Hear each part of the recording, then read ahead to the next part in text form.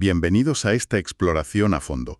Hoy nos metemos con una figura fascinante, Magielis, Max Euwe, el quinto campeón mundial de ajedrez. Exacto. Y es una figura, bueno, muy particular, ¿no? Un doctor en matemáticas, profesor, que llega a lo más alto del ajedrez, pero sin dejar nunca su carrera académica. Eso es. Y la gran pregunta es esa. ¿Cómo es que este perfil, que a veces se describe como amateur, pues consigue ganarle a Alexander Aleikin, que era uno de los jugadores más temidos, más formidables de la historia? Casi una leyenda ya en ese momento. Para entender esto, hemos revisado, varias fuentes, biografías, análisis de su carrera, partidas clave. La idea es ir un poco más allá de la simple cronología, ¿sabes? Queremos entender qué definía a Euwe, por qué esa victoria del 35 fue tan impactante, y qué podemos aprender hoy de él. O sea, una inmersión en su método, su forma de ser, su legado. Ciertamente. Y no solo vamos a ver esa victoria sorpresa del 35, sino también su enfoque, casi científico del juego, sus contribuciones a la teoría, que son importantes, y algo clave, su papel después como presidente de la FIDE. Ah, eso es muy interesante también. Sí, en una época súper compleja, la Guerra Fría. Es una historia que mezcla, lógica matemática, estrategia deportiva y una integridad personal muy marcada, que fue decisiva en momentos difíciles. Pues empecemos por el principio. ¿Dónde arranca la historia de Max Euwe? Nació en 1901, ¿verdad? Cerca de Ámsterdam. Sí, en Watergraafsmeer, que ahora es un barrio de Ámsterdam. Y creció en un ambiente donde el ajedrez ya estaba presente. Aprendió con 6 años, dicen. 6 años. Y a los 10 ya estaba ganando su primer torneo local. A los 20, campeón de los Países Bajos. O sea, una progresión rápida. Muy rápida. Pero lo que llama la atención desde el inicio es esa dualidad que comentabas. Ajedrez de alto nivel y a la vez los estudios, siempre en paralela. Siempre. Y no unos estudios cualquiera. Hizo un doctorado en matemáticas. Lo terminó en 1926 en la Universidad de Ámsterdam. Y la tesis. He leído algo curioso sobre la tesis. Sí, es interesante porque ya se ve su mentalidad, ¿no? Aplicó la teoría de conjuntos para analizar la estructura formal del ajedrez. Incluso llegó a explorar conceptos como partidas infinitas, usando secuencias matemáticas como la de Thue-Morse. Suena súper abstracto. Lo es, pero demuestra que pensaba el ajedrez desde una perspectiva muy lógica, muy estructural. No era solo mover piezas. Claro, no era solo intuición y cálculo, sino una comprensión profunda de las bases del juego. Y esa identidad académica la mantuvo siempre, ¿no? Totalmente. Fue profesor de matemáticas. Primero en Rotterdam, luego en un liceo para chicas en Ámsterdam. Durante años. Incluso siendo campeón del mundo. Él seguía con sus clases. Increíble. Por eso lo de amateur.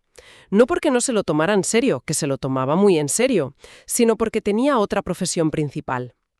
Y fíjate, su carrera académica siguió. En los 60, ya mayor, se metió en temas de informática, de cibernética. ¿En serio? Sí. Llegó a ser profesor universitario de metodología del procesamiento automático de datos. Un pionero también en eso. Un campeón mundial de ajedrez y luego profesor de cibernética. Es que la combinación es sorprendente. Volviendo al ajedrez, a su carrera antes del título, ¿cómo fue ese ascenso? Sé que ganó muchos campeonatos holandeses. Muchísimos, 12, entre 1921 y 1955. 12. Es un récord que todavía nadie ha batido en los Países Bajos. Impresionante. Y en 1928 ganó el título de campeón mundial amateur, que era un torneo específico para los no profesionales. Ajá. Pero claro, su trabajo de profesor le limitaba mucho. Solo podía jugar torneos internacionales en vacaciones, básicamente en verano. Aún así, tuvo éxitos importantes. Ganó Hastings 3 veces, por ejemplo. Hastings, un clásico. Un clásico, sí. Y una de esas veces, en el 30-31, quedó por delante de Capablanca. De Capablanca. Que aunque ya no era campeón, seguía siendo Capablanca. Exacto. Ganarle a Capablanca siempre era una señal de nivelazo.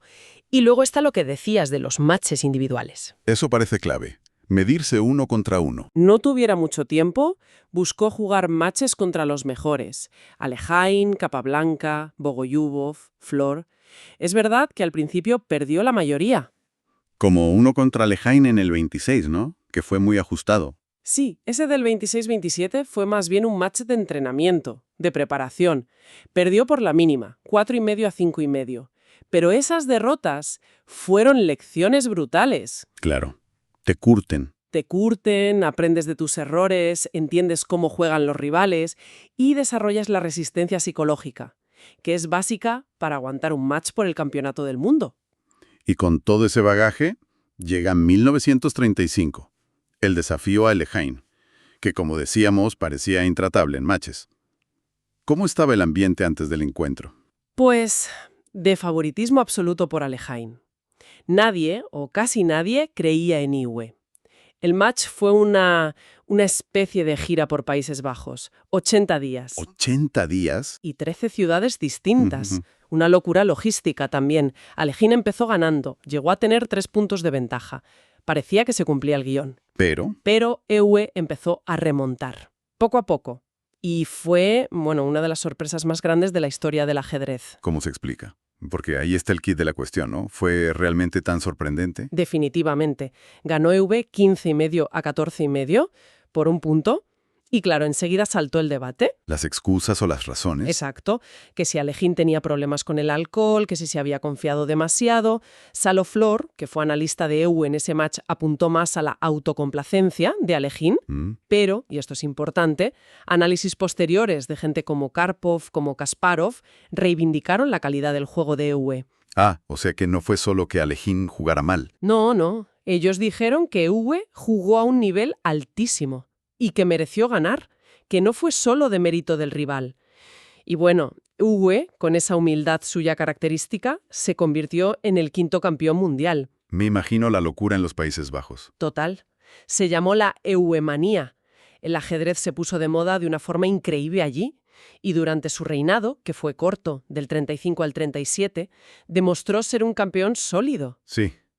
Tuvo buenos resultados. Sí, por ejemplo, en el torneo de Nottingham de 1936, uno de los más fuertes de la historia hasta ese momento, quedó tercero, empatado con Reshevsky y Fine, justo detrás de Botvinnik y Capablanca, pero por delante de Alekhine. Eso es un dato importante. Muy importante. Cayó muchas bocas que decían que lo del 35 había sido chiripa. Entonces, aunque fuera un reinado breve, ¿se puede decir que estuvo al nivel de los más grandes en ese momento? Pues mira, Ruben Fine, que jugó contra él y fue uno de los mejores de la época, dijo que en esos 2 años, 35-37, Inoue no tenía un superior claro en fuerza de juego. Quizás no tenía el aura de Lasker o Capablanca, pero su nivel era top mundial. Entiendo. Pero claro, Alekhine tenía derecho a revancha y la pidió para 1937. Y esta vez Alekhine llegó distinto. Más preparado. Mucho más preparado. Se dice que controló sus problemas personales, dejó el alcohol, llegó muy mentalizado. Y ahí la cosa cambió. La revancha fue dura para Inoue. Sí, Alekhine recuperó el título con claridad. Ganó 15,5 a 9,5. Fine, que esta vez era segundo de Inoue, dijo que la tensión nerviosa le pasó factura al holandés. Es comprensible. Mucho. Pero de nuevo, Inoue demostró su clase, aceptó la derrota con total deportividad. Y bueno, perder la revancha no quita el mérito de haberle ganado el título a Alekhine la primera vez. Por supuesto. Un logro gigantesco. Y de hecho, fue el último campeón no ruso o soviético hasta Fischer, ¿no? En el 72. Exacto. Más de 30 años de dominio soviético después de él, hasta que llegó Bobby Fischer. Hablemos un poco de su estilo de juego. Se le describe siempre como la lógica personificada. ¿Cómo se veía eso en el tablero? Pues era un jugador muy metódico, científico en su preparación. Su punto fuerte era el juego posicional. Entendía muy bien la estructura de peones, la estrategia a largo plazo. Muy estudioso de las aperturas, imagino. Muchísimo. Siempre iba muy bien preparado en teoría. Quizás no tenía esa chispa táctica genial, ¿sabes? La creatividad desbordante de un Tal o un Alekhine inspirado. Pero lo compensaba con una preparación súper rigurosa y un cálculo muy preciso, sin fisuras. Pero eso no quiere decir que fuera aburrido o solo defensivo, ¿o sí? He leído que no le asustaba el lío táctico. Para nada. Su base era posicional, sí, pero si la lógica de la posición le llevaba a complicaciones tácticas, no las evitaba. Hay análisis que dicen que nunca tuvo miedo de jugar posiciones salvajes si creía que era lo correcto. Interesante. Su biógrafo, Muninghoff, lo llamó genio del orden. Alguien que intentaba imponer la lógica incluso en el caos. Y siempre con esa mentalidad del amateur. Jugaba por amor al arte, por el reto intelectual, pero con una seriedad profesional total. ¿Y partidas concretas o contribuciones que recordemos, aparte, claro, del match del 35? Bueno, la partida 26 de ese match, la famosa Perla de Zandvoort, es una joya posicional que prácticamente le dio el título. ¿La he oído nombrar? Es espectacular. Luego, sus victorias contra Capablanca en Hastings 30-31 o contra un joven Botvinnik en Hastings 34-35 también son muy importantes. Y luego está su faceta de escritor. Cierto, fue un autor muy prolífico. Muchísimo. Y sobre todo muy didáctico. Sus libros, Juicio y plan en ajedrez, la serie de Teoría de la apertura, El medio juego con Kramer, son clásicos absolutos. Han formado generaciones. A generaciones enteras en todo el mundo. Enseñaban a pensar estratégicamente, a evaluar, a planificar, no solo a memorizar jugadas. Y también hizo aportaciones a la teoría de aperturas, como la variante Ewe en el gambito Blackmar-Diemer. ¿En qué consiste esa variante? Pues busca un juego más sólido, de control central, dentro de una apertura que normalmente es súper agresiva y táctica. Refleja un poco su estilo. Buscar el orden incluso donde parece no haberlo. Tiene sentido. Es como si su forma de escribir y su forma de jugar fueran un reflejo la una de la otra. Lógica, estructura, fundamentos. Totalmente. Y ese legado educativo va más allá de los libros. El simple hecho de llegar a campeón mundial compaginando con su profesión fue una inspiración brutal. Demostró que se podía. Que no hacía falta dedicación exclusiva desde niño. Exacto. Y su énfasis en la corrección, en la preparación, influyó mucho en la escuela clásica europea de la posguerra. Y un detalle curioso que muestra su visión. Ya en los 60 apoyó los estudios sobre ajedrez por computadora. Vio venir el futuro. Se interesó mucho por ello, sí. Hay otro aspecto de Ewe que es fundamental, y es su integridad. Sobre todo en momentos muy duros como la Segunda Guerra Mundial. Absolutamente.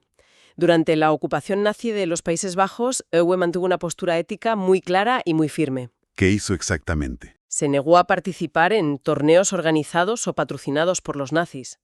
Y esto fue también una forma de protesta contra los artículos antisemitas que Alekhine había publicado en 1941, viviendo ya en territorio controlado por Alemania. Tuvo que ser una decisión difícil y peligrosa. Sin duda. Un acto de principios y de valentía personal en un contexto muy oscuro. Y esa integridad, esa coherencia parece que la mantuvo también cuando fue presidente de la FIDE, ¿no? Sí, totalmente. Presidió la FIDE del 70 al 78, plena Guerra Fría. El ajedrez era un campo de batalla político constante entre este y oeste. Una época complicadísima para dirigir la FIDE. Complicadísima. Y Ewe tuvo que tomar decisiones muy difíciles. Su enfoque fue siempre intentar basarse en principios deportivos, en lo que era bueno para el ajedrez, por encima de las presiones políticas. ¿Algún ejemplo concreto de esas decisiones? Pues mira, se esforzó mucho para que Bobby Fischer pudiera jugar el ciclo del Campeonato Mundial del 72, a pesar de todas las exigencias de Fischer. Consideraba que ese match era necesario para el ajedrez. A pesar de las polémicas. A pesar de todo. Luego se enfrentó directamente a la Federación Soviética para defender los derechos de Sosonko, un gran maestro que había desertado. Eso tuvo que ser tenso. Muy tenso. Garantizó también que Korchnoi, otro disidente, pudiera jugar contra Karpov, y apoyó que la Olimpiada del 76 se celebrara en Israel, a pesar del boicot soviético. Decisiones valientes. Defendiendo las reglas y la equidad por encima de la política. Exactamente. De hecho, es la única persona en toda la historia que ha sido campeón mundial de ajedrez y presidente de la FIDE. No lo sabía. Es un dato revelador de su talla. Sin duda. El que al final nos queda la imagen de un personaje, lleno de facetas, ¿no? El matemático, el profesor, el campeón amateur, el autor, el líder íntegro. Y además con una longevidad ajedrecística increíble. Tremenda. Jugó contra Capablanca, que nació en el siglo XIX, y conoció y trató a Fischer y Karpov. Es como un puente entre eras del ajedrez. Es verdad. Hay un par de frases suyas que me gustan mucho, que creo que lo definen bien. Una es: la estrategia es cosa de reflexión, La táctica es cosa de percepción. Marca bien la diferencia. Sí, entre pensar a fondo y ver rápido. Y hay otra sobre el ajedrez mismo que es muy profunda. ¿Cuál? Dice, el ajedrez es demasiado para ser un juego y muy poco para ser una ciencia. Interesante.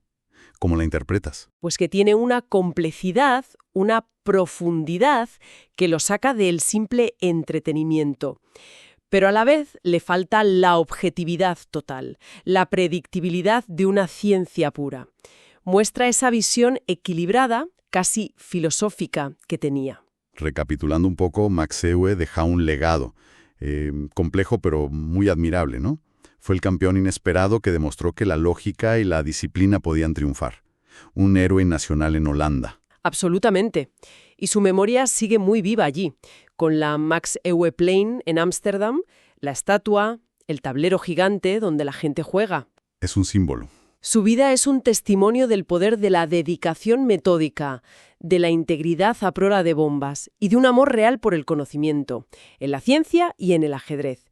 Su influencia sigue ahí, en sus libros, en la FIDE, en su ejemplo ético. Una figura que supo combinar mundos que a veces vemos como opuestos.